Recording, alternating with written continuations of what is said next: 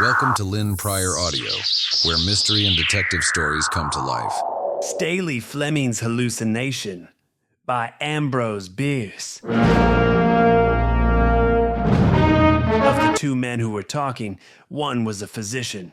"I sent for you, doctor," said the other. "But I don't think you can do me any good. Maybe you can recommend a specialist in psychopathy. I fancy I'm a bit loony." "You look all right," the physician said. "You shall judge. I have hallucinations. I wake up every night and see in my room intently watching me a big black Newfoundland dog with a white forefoot. You say you wake. Are you sure about that? Hallucinations are sometimes only dreams." "Oh, I wake all right.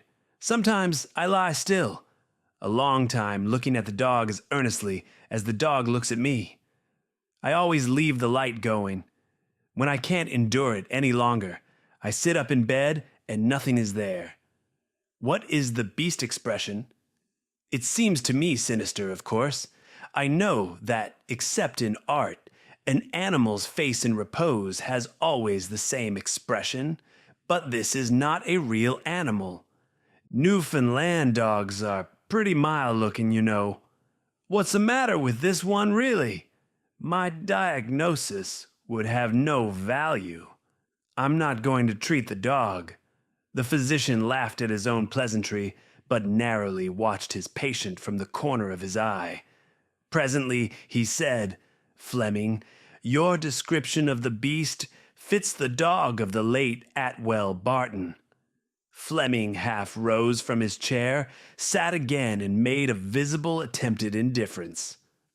"I remember Barton," he said. "It was reported that there was something suspicious in his death." Looking squarely now into the eyes of his patient, the physician said, 3 years ago, the body of your old enemy, Atwell Barton, was found in the woods, near his house and yours. He had been stabbed to death. There have been no arrests. There was no clue. Some of us had theories. I had one, have you? Why, bless your soul. What could I know about it? If you remember, I left for Europe almost immediately afterward. In the few weeks since my return, you could not expect me to construct a theory. In fact, I have not given the matter a thought. What about his dog? It was the first to find the body. It died of starvation on his grave. We do not know the inexorable law underlying coincidences. Staley Fleming did not, or he would perhaps not have sprung to his feet, as the night wind brought in through the open window the long, wailing howl of a distant dog. He strode several times across the room in the steadfast gaze of the physician. Then, abruptly confronting him, almost shouted, "What has all this to do with my trouble, Dr. Halderman? You forget why you were sent for." Rising, the physician laid his hand upon his patient's arm and said gently, "Pardon me, I cannot diagnose your disorder offhand. Tomorrow, perhaps. Please go to bed, leaving your door unlocked. I will pass the night here with your books. Can you call me without rising?" "Yes. There is an electric bell." "Good. If anything disturbs you, push the button without sitting up. Good night."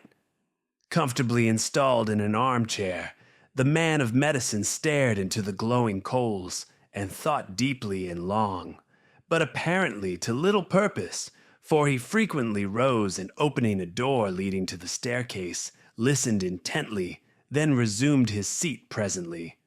However, he fell asleep, and when he woke, it was past midnight.